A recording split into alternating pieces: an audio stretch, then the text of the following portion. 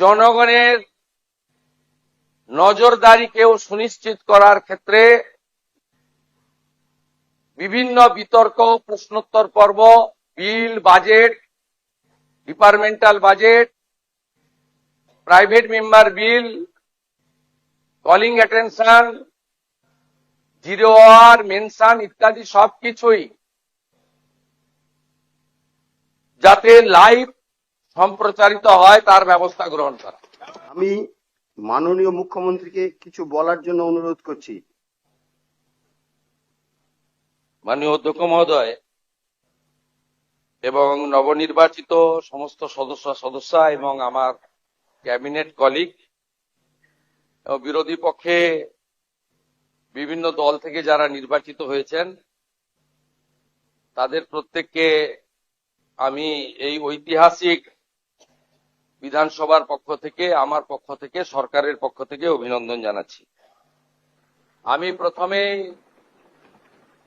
ধন্যবাদ জ্ঞাপন করব সমস্ত সদস্যদের এবং বিরোধী দল, প্রধান বিরোধী দল সহ অন্যান্য বিরোধী দলকেও, যে তারা পশ্চিমবঙ্গ বিধানসভার মহান ঐতিহ্য মেনে এই স্পিকার নির্বাচনে সর্বসম্মতিক্রমে স্পিকারকে নির্বাচিত করেছেন এই পরম্পরা এবং ঐতিহ্যকে বজায় রাখার জন্য।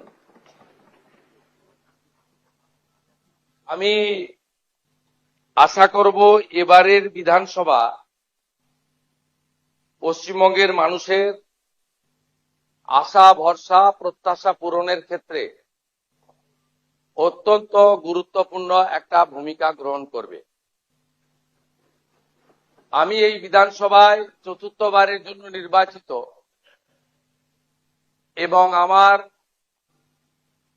2006, 2016, 2021 অভিজ্ঞতা আজকে আমি অম্লমধুর অভিজ্ঞতা, সেটা আমি তুলে ধরতে চাই না।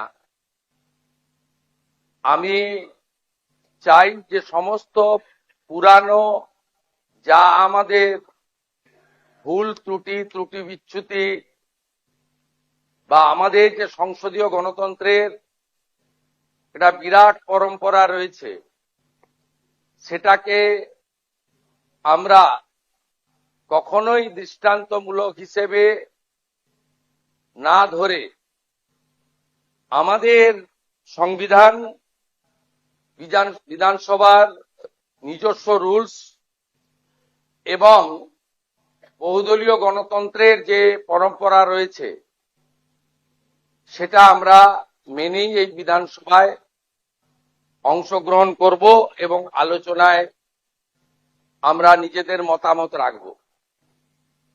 আমি আশা করব যে এই বিধানসভা চলার ক্ষেত্রে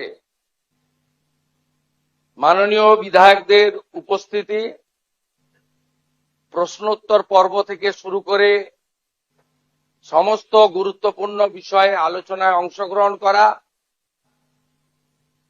নিশ্চয়ই বিরোধীদের প্রতিবাদ থাকবে,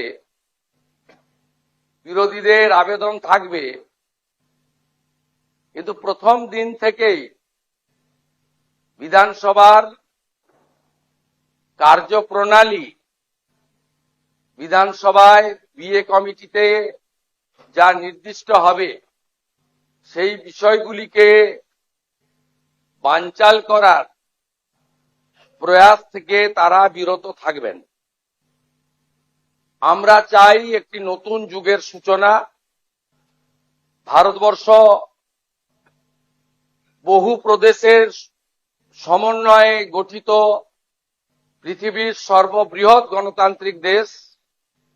অন্যান্য রাজ্যের বিধানসভার পারফরমেন্স, তার এলাকার বিধায়কের পারফরমেন্স সরাসরি মানুষ দেখতে পায়। আমাদের এই বিধানসভায় বিধায়কদের পারফরমেন্স, তারা আসছেন কি আসছেন না, তাদের যে উদ্দেশ্য নিয়ে এলাকার জনগণ নির্বাচিত করেন তাদের দায়বদ্ধতা কতটা তারা পূরণ করছেন কি করছেন না, এগুলো সম্পর্কে ভোটার, গণদেবতা, জনতা জনার্দন তারা সম্পূর্ণ অন্ধকারে থাকে। তাই আমি আশা করব মাননীয় অধ্যক্ষের নেতৃত্বে এই ঐতিহাসিক বিধানসভা, যা 1947 সালের 20 জুন ডক্টর শ্যামাপ্রসাদ মুখার্জির নেতৃত্বে ভারত ভুক্তির প্রস্তাব গৃহীত হয়েছিল 58-21 ভোটে, সেই বিধানসভায় জনগণের নজরদারিকেও সুনিশ্চিত করার ক্ষেত্রে বিভিন্ন বিতর্ক, প্রশ্নোত্তর পর্ব, bill, budget, departmental budget, private member bill, calling attention, zero hour, mention ইত্যাদি সবকিছুই যাতে লাইভ সম্প্রচারিত হয় তার ব্যবস্থা গ্রহণ করা, এবং এখানে বিরোধীদের তাদের কার্যপদ্ধতিও জনগণের জানার দরকার রয়েছে। আমরা কনস্ট্রাকটিভ অপোজিশন চাই, কারণ বহুদলীয় গণতন্ত্রে আমাদের সংবিধানে স্বীকৃত। আমরা চাই না বিধানসভা তার বিরোধী দলনেতা তাকে 11 মাস হাউসের বাইরে রেখে হাউস চলুক। আমরা চাই না কোন বিধায়ক শারীরিকভাবে নিগৃহীত হয়ে কোন হসপিটালে বা ডাক্তারের কাছে যাক, এটা মারামারি করার জায়গা নয়। আমরা চাই দায়বদ্ধতা, ভাষা প্রয়োগের শালীনতা। আমরা চাই সংবিধানকে মাথায় রেখে সংবিধানের যে 3টি বিষয় রয়েছে, for the people, by the people, of the people, সেটাকে মেনে আমরা এই বিধানসভাকে এগিয়ে নিয়ে যেতে চাই। আজকে দীর্ঘ বক্তৃতা করা উচিত নয়। পরম্পরা মেনে প্রোটেম স্পিকার, যিনি গত 3 দিন নিষ্ঠার সঙ্গে চালালেন, মাননীয় Tapas Ray, senior member of this house, senior leader of the state, তার যোগ্যতা দিয়ে যেভাবে পরিচালনা করেছেন তিনিও নিশ্চয়ই ধন্যবাদ জ্ঞাপন করবেন। এখানে প্রধান বিরোধী দল থাকলেও অন্যান্য বিরোধী দল থেকেও কয়েকজন জিতে এসেছেন। এই বিধানসভায় সকলের প্রতিনিধিত্ব সুনিশ্চিত করার ক্ষেত্রে তারাও হয়তো শুভেচ্ছা দেবেন। আমি আশা করব আমাদের স্পিকার মহোদয় ঘোষণা করবেন আমরা পরে কবে বসবো, সেটা আমার ঘোষণা করা উচিত নয়, কারণ মাননীয় স্পিকারের চেয়ারের মর্যাদা, তিনি নিশ্চয়ই সরকারের সঙ্গে পরামর্শ করে চলবেন, তার চেয়ারের মর্যাদা, তার সম্মানের মর্যাদা আমরা অক্ষরে অক্ষরে পালন করব, কারণ তিনি এই হাউসের কাস্টোডিয়ান।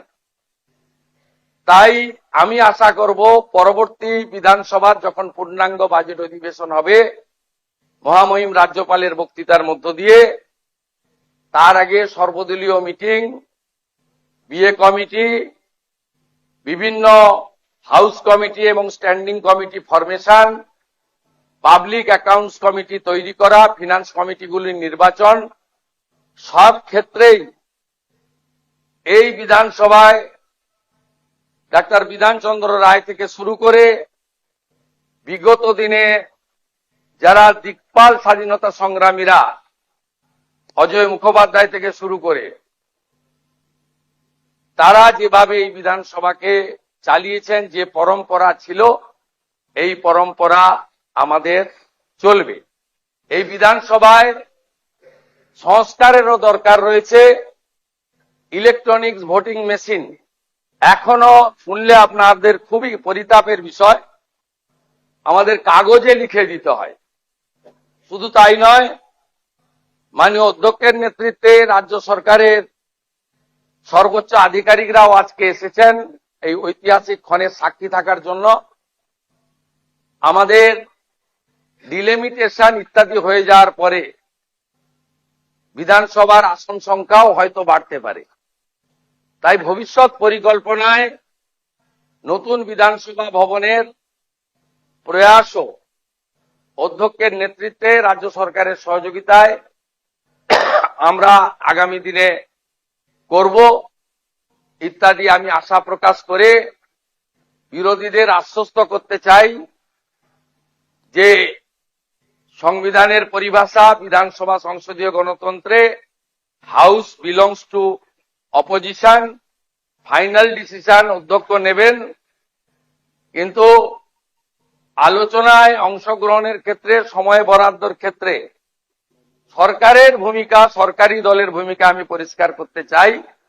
সংখ্যায় আপনারা অনেক কম হলেও আমরা 50-50 যে ভাগ আছে সেটা থেকে সরে যাব না। আমাদের সংখ্যা অনেক বেশি হলেও আপনাদের বেশি করে বলার সুযোগ যাতে অধ্যক্ষ দেন সরকার এবং সরকারি দলের, সেই ব্যবস্থা থাকবে। আমি মুখ্যমন্ত্রী হিসেবে মাননীয় বিধায়কদের কোন দল থেকে জিতেছেন বড় কথা নয়, মন্ত্রীদের সঙ্গে মিট করবেন, যদি না আপনাদের দলের আপত্তি না থাকে। মন্ত্রীদেরও বলবো বিরোধী দলের বিধায়করা অ্যাপয়েন্টমেন্ট চাইলে দেবেন, এলাকায় মন্ত্রীরা গেলে যে দলেরই বিধায়ক হন তাকে খবর দেবেন। এবং মাননীয় বিধায়ক, আমরা আগে চিঠি দিলে উত্তর দিতেন না অনেক মন্ত্রী, মুখ্যমন্ত্রীর তো প্রশ্নই ছিল না। আপনারা আমাকে চিঠি দিলেন, দেবেন, প্রাপ্তি স্বীকারও পাবেন এবং কিছুটা ইতিবাচক ফলাফলও পাবেন। আশ্বস্ত থাকুন, ভারতীয় জনতা পার্টি 21টা রাজ্যে মাননীয় নরেন্দ্র মোদীজির মার্গদর্শনে যেভাবে সরকার চালাচ্ছে এই সরকারও তার অন্যথা করবে না। সবাই খুব ভালো থাকবেন। ভারত মাতা কি বন্দে